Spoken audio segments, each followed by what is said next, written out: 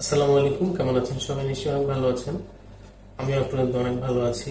আমি আপনাদের সাথে আজকে একটি গুরুত্বপূর্ণ ভিডিও করার চেষ্টা করতেছি। ভিডিওতে আমি আপনাদেরকে অনেকগুলো বিষয় আমি লিখে নিছি যাতে করে ভুল না হয়। আপনারা যখন রোমানিয়ার জন্য ফাইল জমা দিবেন বা ইউরোপের জন্য ফাইল জমা দিবেন, সেক্ষেত্রে অবশ্যই আপনাদের কয়েকটা বিষয় খুব ভালোভাবে খেয়াল করা উচিত। সেই বিষয় নিয়ে আজকে আলোচনা করব। আমি তো আসলে রোমানিয়ার যে আমি ফাইল জমা দিছি, আমার পারমিট আসছে, আপনারা সবাই জানেন, বিগত ভিডিওগুলোতে দেখছেন।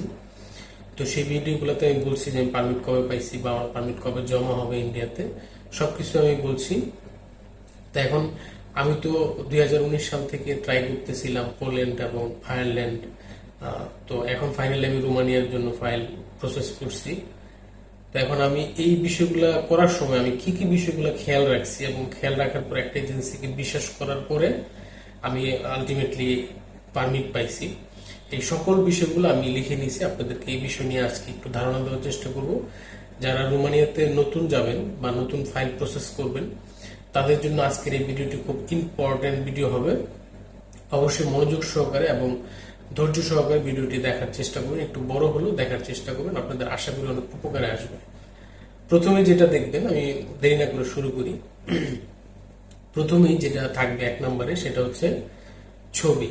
ছবিটা আপনি 3 মাসের মধ্যে তুলছেন এরকম একটা ছবি আপনি দিবেন।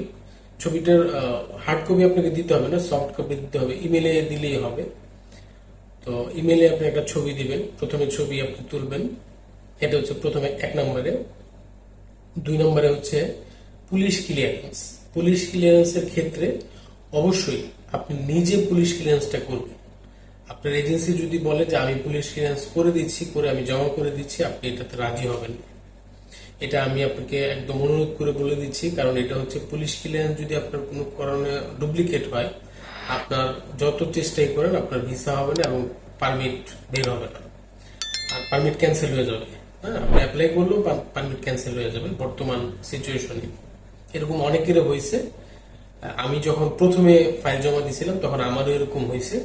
আমার সাথে অনেকে ফেক পুলিশ ক্লিয়ারেন্স দিছে যেগুলির মেয়াদ নাই। হ্যাঁ, এগুলি আবার নতুন করে কম্পিউটারের মাধ্যমে কারচুপি করে এগুলি দিছে, তাদের কিন্তু পারমিট সবার ক্যান্সেল হয়েছে। 2 নম্বরে গেল। 3 নম্বরে পাসপোর্ট। আপনার একটি পাসপোর্ট থাকতে হবে। পাসপোর্টের অবশ্যই মেয়াদ 1 বছর চেষ্টা করবেন, এটা দেখে নেবেন মেয়াদ। পাসপোর্টের মেয়াদটা যাতে 1 বছর থাকে মিনিমাম। উপরে আরো বেশি রাখলে এটা আপনার জন্য ভালো, সময় বেশি লাগতে পারে, কম লাগতে পারে।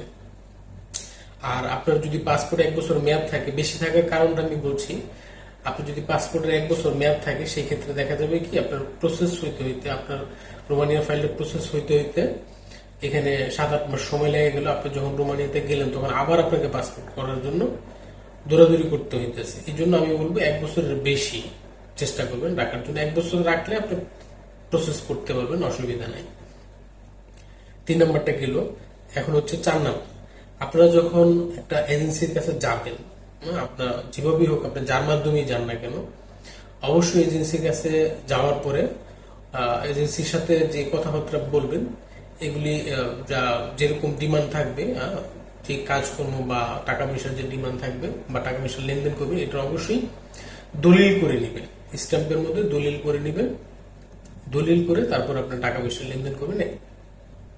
এছাড়া টাকা পয়সা লেনদেন করতে যাবেন না। আর চেষ্টা করবেন টাকা পয়সাটা ব্যাংকের মাধ্যমে, ক্যাশ না দিয়ে ব্যাংকের মাধ্যমে লেনদেন করবেন, তার অ্যাকাউন্টে বা তার এজেন্সির যে অ্যাকাউন্ট আছে সেই অ্যাকাউন্টে দেওয়ার চেষ্টা করবেন, এতে করে আপনার জন্য সুবিধা। 4 নম্বর গেল। 5 নম্বরে ভালো করে যাচাই বাছাই করে নেবেন। ভালো করে যাচাই বাছাই করে নেবেন এবং এজেন্সি আগে বিগত দিনে কাজ করছে কিনা এটা আপনি মানে 100% যাচাই করবেন।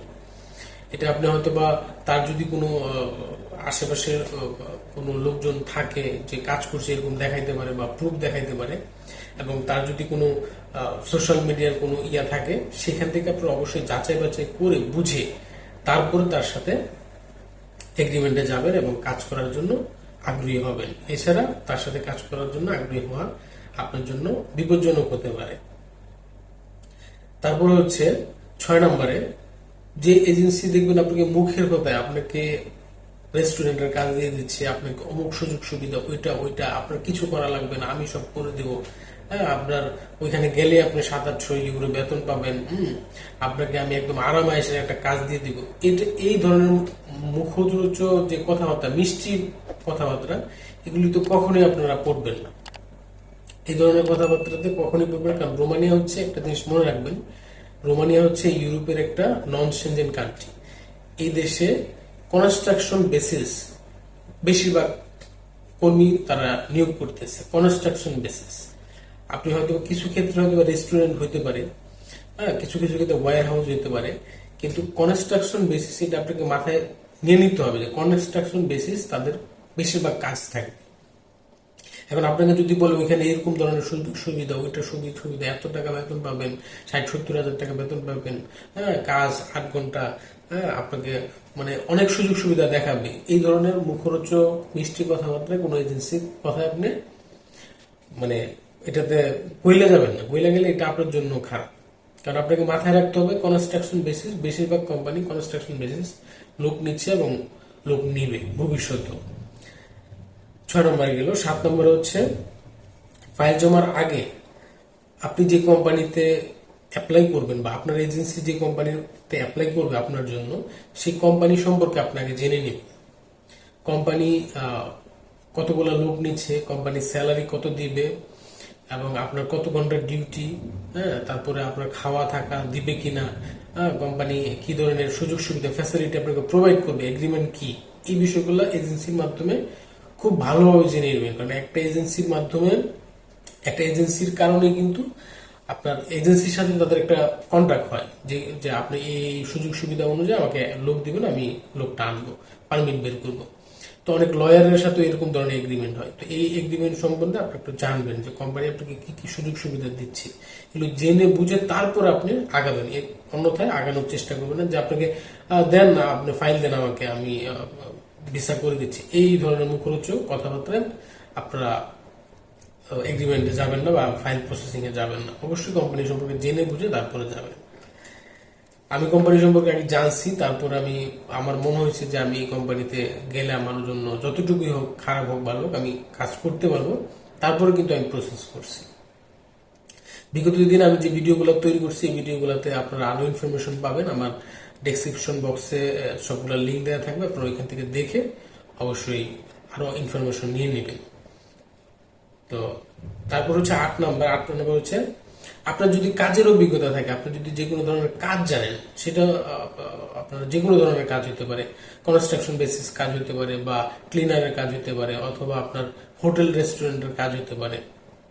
এই ধরনের যদি কোনো কাজ আপনি জানেন, টাইলসের কাজ হতে পারে, ওয়েল্ডারের কাজ হতে পারে, যে কোনো ধরনের কাজ যদি আপনি জানেন, সেটার অভিজ্ঞতার সনদ এবং অভিজ্ঞতা আপনি আপনার পারমিটের সাথে অ্যাপ্লাই যখন করবে তখন এটার সাথে আপনি অ্যাটাচ করবেন যে আমার এই অভিজ্ঞতা আছে। অভিজ্ঞতা হিসাবে যদি আপনি রোমানিয়াতে যাইতে পারেন অভিজ্ঞ হিসাবে, তাহলে আপনার স্যালারি সাধারণ জেনারেল যে ওয়ার্কার থাকবে তার থেকে একটু বেশি থাকবে এবং সুযোগ সুবিধাও আপনি ভালো পাবেন।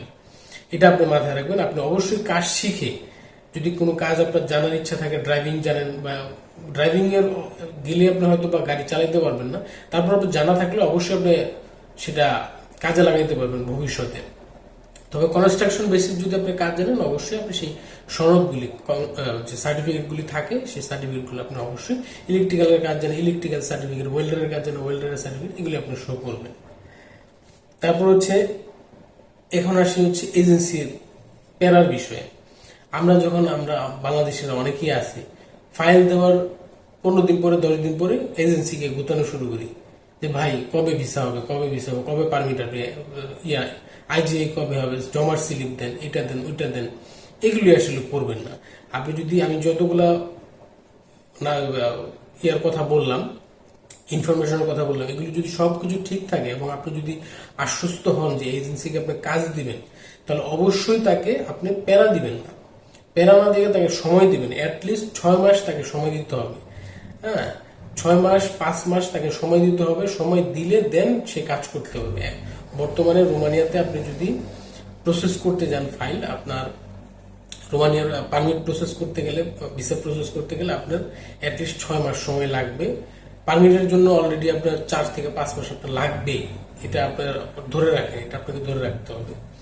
আপনাকে প্যারা দিবেন না, যদি কোনো এজেন্সিকে প্যারা দেন তাহলে দেখুন সে অনেক সময় অনেক নানান ধরনের 2 নম্বরে কাজ করতেও পারে, এতে করে আপনার পারমিট ক্যান্সেল হতে পারে। হ্যাঁ, এই ধরনের কাজ করতে যাবেন না। অবশ্যই এজেন্সিকে আপনি মানে যথেষ্ট সময় দিবেন। আপনি যদি সবকিছু মেনে বুঝে তারপরে আপনি তাকে ফাইন দেন, অবশ্যই তাকে সময় দিবেন। সময় দিলে সে ইনশাল্লাহ আপনার কাজ করে দিবে।